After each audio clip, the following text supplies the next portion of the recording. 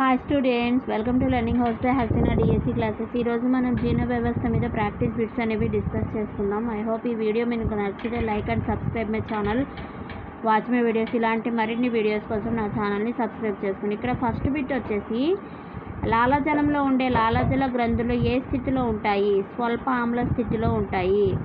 లాలాజలంలో ఉండే లాలాజల గ్రంథులు ఏ స్థితిలో ఉంటాయంటే స్వల్ప ఆమ్ల స్థితిలో ఉంటాయి. లాలాజల గ్రంథుల్లో ఉండే ఎంజైమ్లు ఏవి? అమైలేజ్. లాలాజల గ్రంథుల్లో ఉండే ఎంజైమ్లు ఏవి? అమైలేజ్. అమైలేజ్ అనే ఎంజైమ్ యొక్క విధి ఏంటి? ఆహారంలోని స్టార్చ్ను మాల్టోజ్గా మారుస్తుంది. ఆహారంలోని స్టార్చ్ను మాల్టోజ్గా మారుస్తుంది అన్నమాట.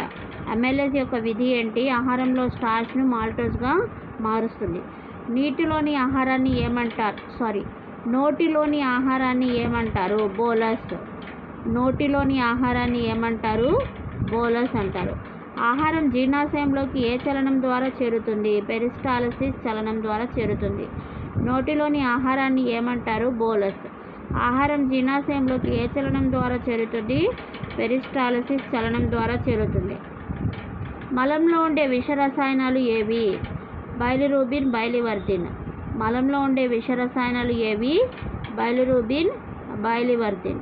జీర్ణాశయంలో ఉండే ఏ ఎంజైమ్ కారణంగా ఆహారంలోని ప్రోటీన్లను ప్రోటీయేజ్ పెప్టోన్స్గా విచ్ఛిన్నం చెందిస్తుంది? పెప్సిన్. జీర్ణాశయంలో ఉండే ఏ ఎంజైమ్ కారణంగా ఆహారంలోని ప్రోటీన్లను ప్రోటీయేజ్ పెప్టోన్స్గా విచ్ఛిన్నం చెందిస్తుంది? పెప్సిన్. ఆంత్రరసంలో మాల్టోజ్ అనే ఎంజైమ్ మాల్టోజ్ను 2 గ్లూకోజ్లుగా విచ్ఛిన్నం చేస్తుంది. ఆంత్రరసంలో ఉండే మాల్టోజ్ అనే ఎంజైమ్ మాల్టేజ్ అనే ఎంజైమ్ మాల్టోజ్ను 2 గ్లూకోజ్లుగా విచ్ఛిన్నం చేస్తుందన్నమాట. లాక్టోజ్ అనే ఎంజైమ్ లాక్టోజ్ను 1 గ్లూకోజ్ 1 గెలాక్టోజ్గా విచ్ఛిన్నం చేస్తుంది.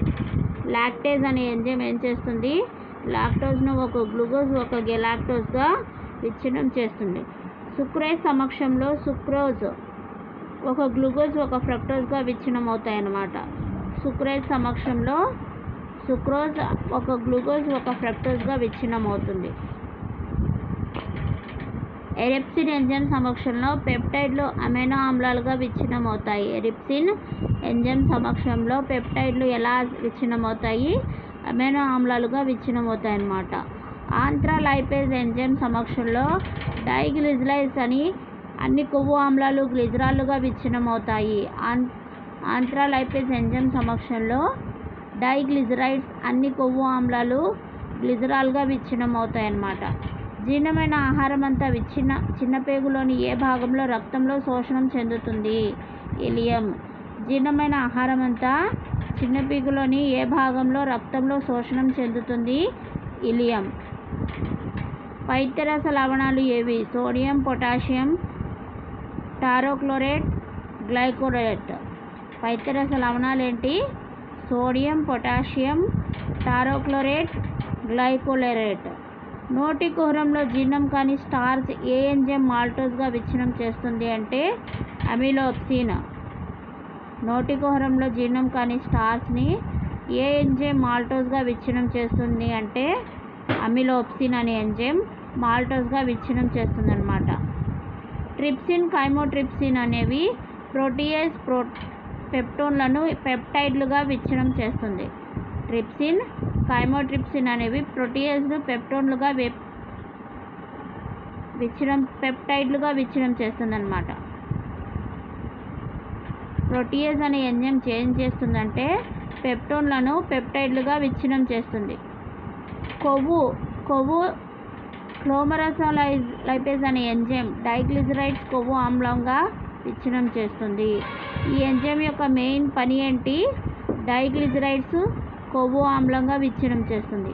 కొవ్వులో ఉండే క్లోమరసోలైపేజ్ అనే ఎంజైమ్ యొక్క మెయిన్ ఫంక్షన్ ఏంటంటే డైగ్లిజరైడ్స్ కొవ్వు ఆమ్లంగా విచ్ఛిన్నం చేస్తుంది. క్షీరదాలలో అసమదంతాలు ఉంటాయని, అవి 4 రకాల దంతాలు. ఏంటి అవి? కుంతకాలు, కొరికే దంతాలు. ఇవి మాంసాహార జీవుల్లో ఎక్కువగా బాగా అభివృద్ధి చెంది ఉంటాయి. రజనీకలు, చీల్చే దంతాలు. కుంతకాలు, కొరికే దంతాలు, రజనీకలు, చీల్చే ఇవి మాంసాహార జీవుల్లో బాగా అభివృద్ధి చెంది ఉంటాయన్నమాట. ఓకేనా? ఐ హోప్ మీకు ఈ వీడియో నచ్చితే subscribe my channel. Thank you.